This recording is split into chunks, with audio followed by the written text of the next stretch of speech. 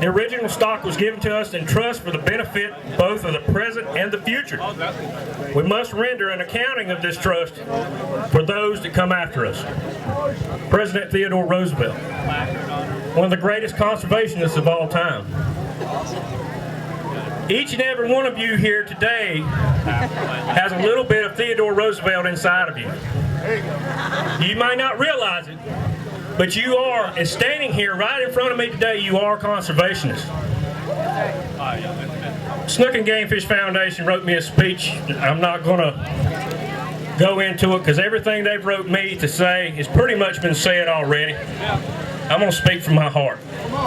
I'm not just a guy sent here from Miami or Orlando or wherever in the state of Florida representing my foundation. This is my home. I did not grow up here. I was born and raised in a small town in the state of North Carolina. I come here 10 years ago. The first time I ever stepped foot in the Indian River, I fell in love with this place. The fishing was unbelievable. I met my wife here. I've raised children here. This is my home. I hate to see it be devastated this way. I'm in this water over 150 days out of the year. I see it with my own eyes. I see the degradation taking place. It's sad. It's very sad. My foundation has 150,000 subscribers and members, willing to back you 150,000 times all the way to Washington, D.C. We have lobbyists in Washington, D.C. as of Monday morning speaking for the Indian in the St. Lucie River to try to get funds allocated to take care of this problem. The one thing that we need you to do is to contact your congressman, contact your senators, contact the governor. Fill his inbox so full that he has nothing to do on Monday morning but read emails from St. Lucie and Martin County. This is what is going to take place. Something needs to be done. This has been going on for way too long from what I understand. And it's sad. This ain't 1940. This ain't 1950. This is 2013. We put men on the moon. We built the finest power plants in the United States. But we can't fix 2 rivers and keep wildlife from perishing and dying. That's sad. That's very, very sad in this day and age. Thank you very much. In the state of Florida, they got together to decide what do we need to do to get some funding for land and water conservation, and they decided the best thing to do was make it part of our Constitution that the state must mandatorily fund land and water conservation through good times and bad. Now, our state used to be pretty good at this, but when we got into bad economic times, they decided we couldn't afford to fund land and water conservation, so we've had nearly 100% budget cuts since 2009. So this is a citizen's action to get an amendment on the ballot. We need 680,000 valid petitions from registered Florida voters to get this on the ballot in 2014. And assuming we get it on the ballot, we need 60% of the voters to approve it. And assuming that that's done, then starting in 2015, we would see a flow of revenue for land and water conservation. So we do pay a tax. It's called the dock stamp tax. This is what they have historically always funded land and water conservation with up until 2009. This amendment is asking for 1/3 of the revenue from that tax to be dedicated to maintain all the lands that were purchased under Forever Florida. Those are the properties that are protecting our drinking water supply and our fish and wildlife habitats. It's to maintain fish and wildlife habitats. It's to restore degraded waterways like the St. Lucie River, like the Indian River, like the Florida Everglades and all the other degraded waterways in the state of Florida. So this would create the Florida Land Acquisition Trust Fund, which would be dedicated for these purposes. And we just can't continue to build more and more houses and bring more and more businesses into Florida without buying up more land. So it also allows us to continue with the land buying program that, again, is essential. If we do too much building and we draw out too much water from our aquifers,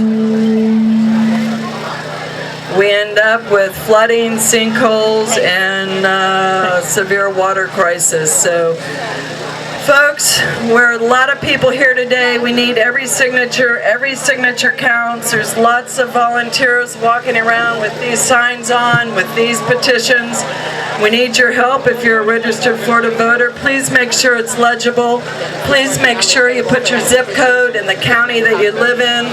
Use your name that's on your voter's registration card or whatever you believe that to be. Please date and sign the bottom. Please collect these from your friends and neighbors. Make sure you put your voter's registration or your date of birth. We also have forms if anyone would like us to volunteer to help us collect petitions today or any other day. We only have to November 30th to get the remaining signatures, so we really need your help. And thanks for being here to support this cause today.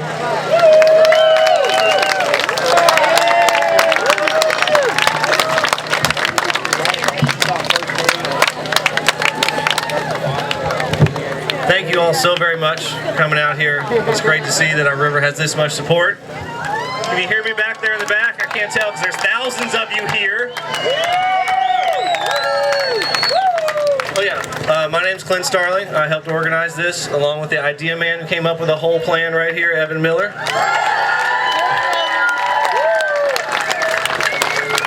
There are a few people that we definitely need to thank, like Surf Central for this fantastic tent that's keeping us dry. The Martin County Parks Department, they were very nice about this. They haven't killed us for doing this yet, so definitely a big thanks to the Park Department. Let's see, elected officials that actually made it out to support us here today. Starting with the city, I know I saw Commissioner Troy McDonald is out here somewhere. Thank you for coming, sir. And Jensen Beach's very own Kelly Glass-Layton, our native commissioner, who just gave birth to an 8th generation Floridian. More generations of Floridian than me, and I'm 6, and I didn't even think that was possible. They have an 8th generation Floridian child. Where's my sound guy?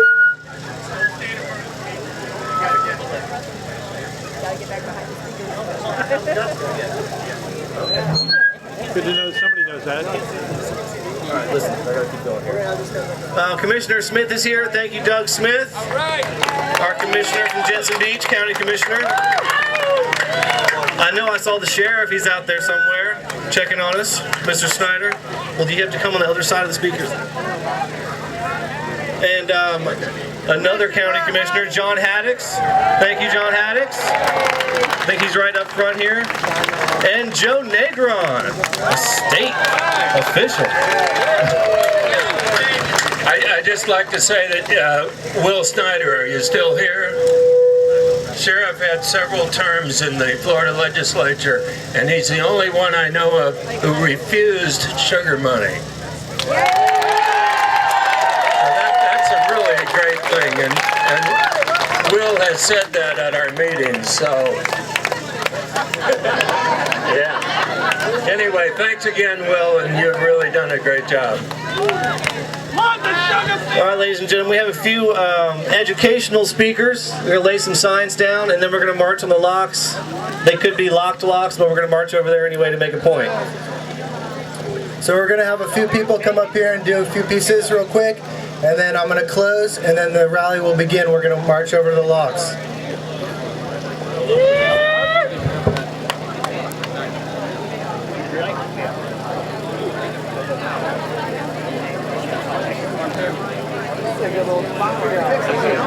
Nice and open, got my elbow right. Everywhere else I was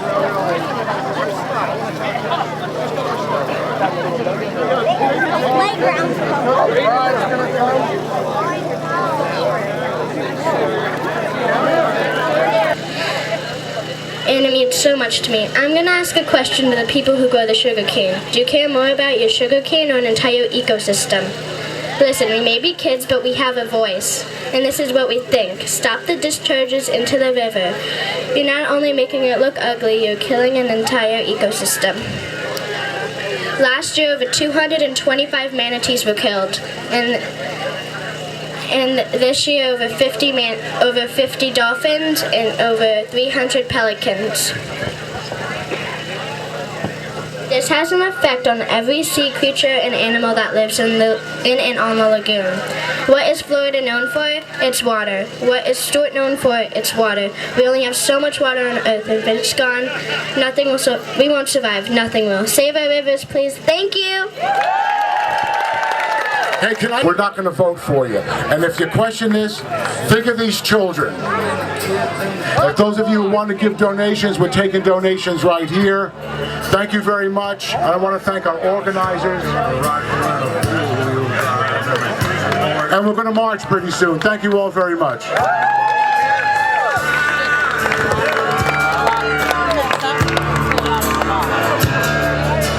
Here up over on the left-hand side of the stage here, but you know, we've been talking about this river of grass, and it starts way up in Kissimmee, and up at the north, just south of Orlando, all those upper chain of lakes, they drain down into Lake Kissimmee, and Lake Kissimmee used to meander down the Kissimmee River, very long, winding river, about 105 miles long, and then finally get to Lake Okeechobee.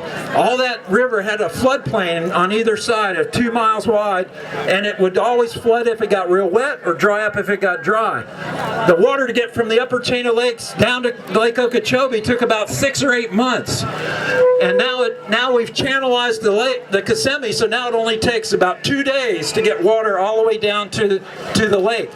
So Lake Okeechobee is a big lake, and when hurricanes came across in 1926-28, and it killed a lot of people around the lake, so they built the Hoover Dike, which is a 35-foot high dike all around Lake Okeechobee to protect the flooding in 1937, and they improved the St. Lucie Canal and the Caloosahatchee Canal to the west.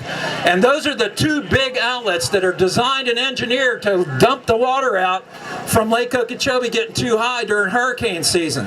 What that did is stop the natural flow of water south of the lake that used to go all the way down a 60-mile wide flow plain all the way down to the south tip of Florida.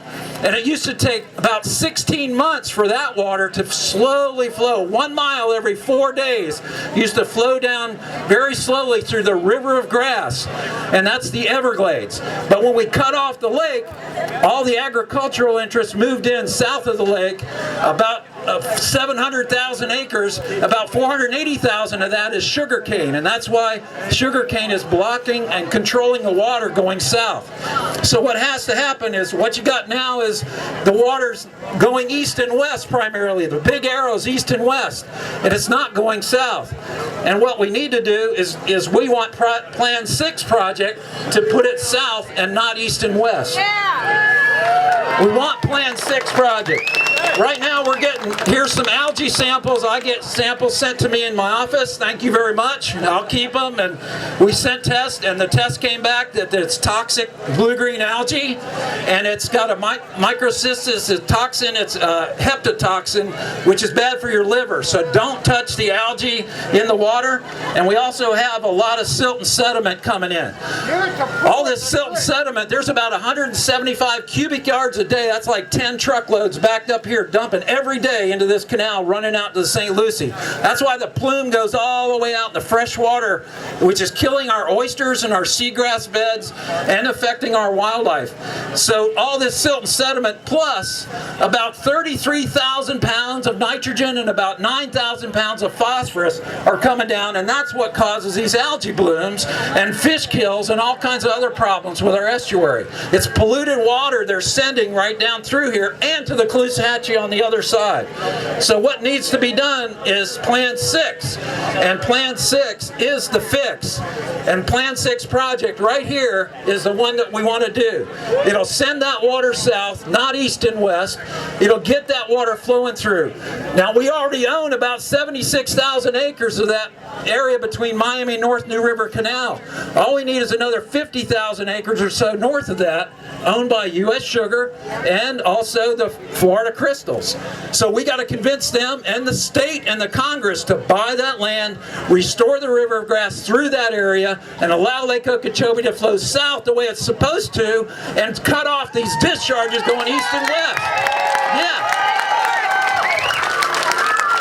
So I only made a couple of copies of this for a reason, and if you want to take a picture of it and send it out to your friends or whatever, come over and see me. Everybody's doing that, so I gave the organizers some too, so they can take pictures and send it out. And it's on the Rivers Coalition website, and all about that on Florida Oceanographic website as well. So a lot of us are all fighting for the river. I appreciate you all being out here because it shows support. And what's got to change, we can technically do this. It's feasible to do it, to send water south. All we got to do is get the political will to do it. And that means that all of us need to write our congressmen and our senators in the state and tell them, put that water south, do Plan 6, and fix this problem and quit dumping on our estuary and killing us. Thank you.